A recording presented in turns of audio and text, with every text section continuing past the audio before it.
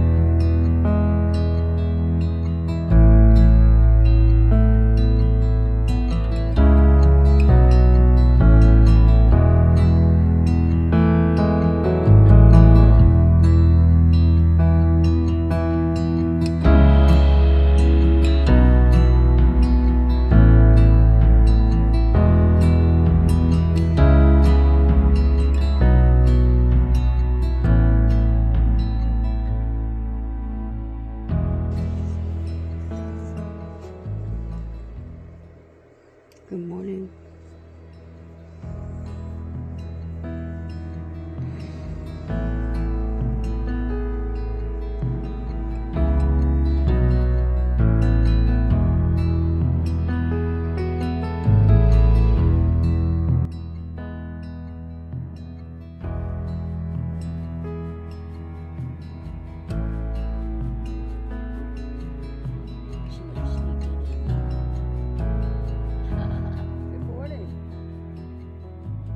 They're like you're yelling. Oh God. I'm sorry about the bag. Oh, yes. That's the bedding. Bedding? Yeah. Bedding. Is it in a bag? Yeah. And there's another sheet, but it's holding the. I noticed the Starlink was rubbing against the wood, so I put that sheet. See the Starlink? Oh yeah. So I put the sheet there Okay. just so that I can just go in the bag. Yeah, this is. I'll tell you, it came in handy. Yeah, this is a bag. Right. So I just got back from taking Linny to the train station in St. Louis, and she's going to spend the night there, catch the train tomorrow. And how cool is that? I've never been on a train where you actually have like a room and a bed and a shower. So it's a bucket list item for her. And that's what I love about this. Like, scratch those bucket list items off. You just never know. So while I was gone, Sean, I talked to him about taking all the D-rings off and taking the, getting a little bit of that painting. There's some touch-up painting that needed to be done. I'm going to try and get a light on in here. You just never know what's going to work. Talked to him about getting some painting done, putting a kill mat up. And if you got the kill mat up and you want to start insulating, you feel free. And you know he did. So I'm going to, Maddie. What? Is your ball stuck? Is your ball stuck? You don't want the people to know how you really, really, really behave, do you? This one? This one, you want it? Go get it. Go get it. Oh, that is the daily here.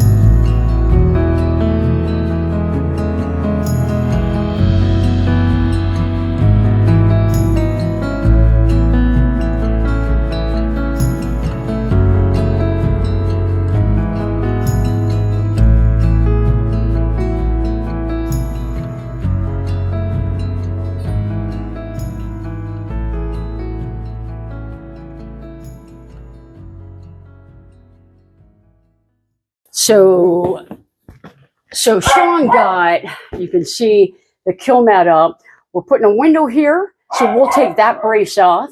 We're putting a window here, so we'll take that brace off. We're putting a window here. We're going to take that brace off. And an air conditioner up there. But you can see every piece of steel that does not have an X on it is going to get, they got that kill mat and Maddie. So, and then the floor. So, so what he did was he got the insulation started in here. So all these ribs, these are hard areas. So he got all this insulation in. So I'm going to cut a bunch of these big sections tonight and work on that.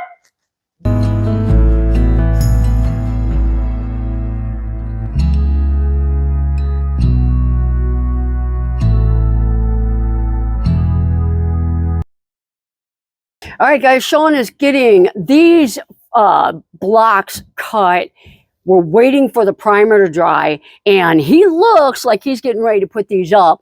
So I'm pulling some wire real quick because once we put those blocks up, it's going to be hard to run wire behind there.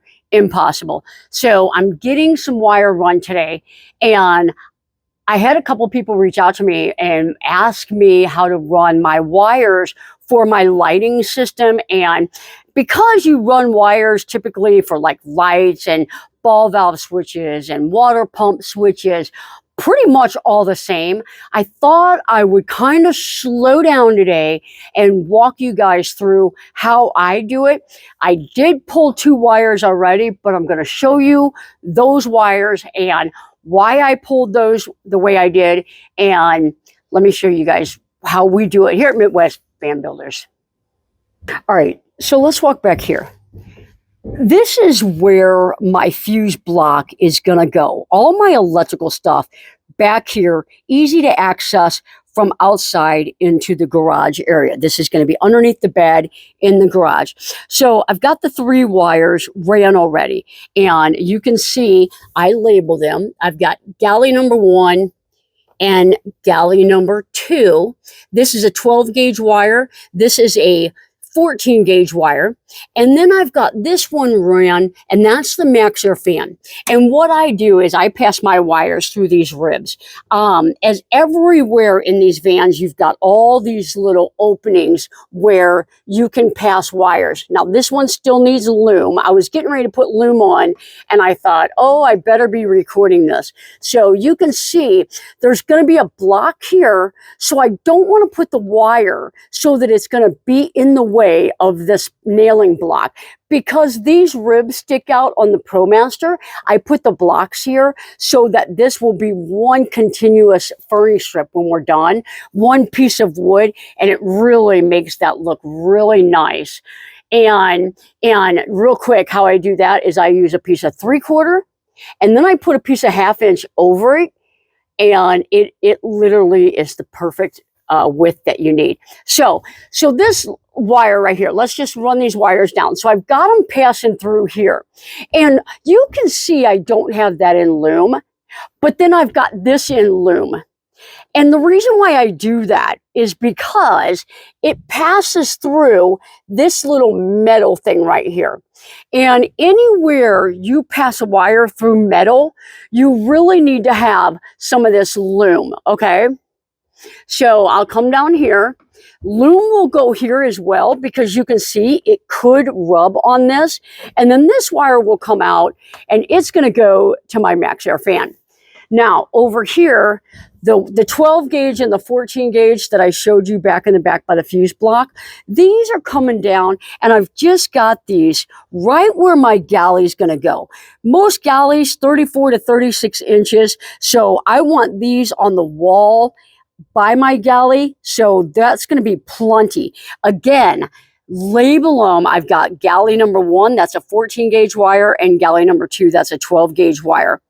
And you can see it's passing through this rib right here. So I've got loom. You can see it. It comes up all the way up there, all the way down here. I've got loom through this one as well. There's just no point in putting all that loom like right in here because it's not passing through any metal. That's how I do it. It's just anywhere it's passing metal, I put loom. So, all right, I'm going to put loom on these pieces and then we're going to run some wires for the lights. All right, guys, so let's talk about running the wire. And so the load is what sends power to the light switches. So all these wires are loads because they're all back there on the fuse panel. I'm going to run from the load. This is the load over here. From the load, I'm going to run wires to the lights. So the load is going to give power to the switch, and then the switch is going to give power to the puck lights. So I'll have two switches for the puck lights. The front will have a switch and the back will have a switch.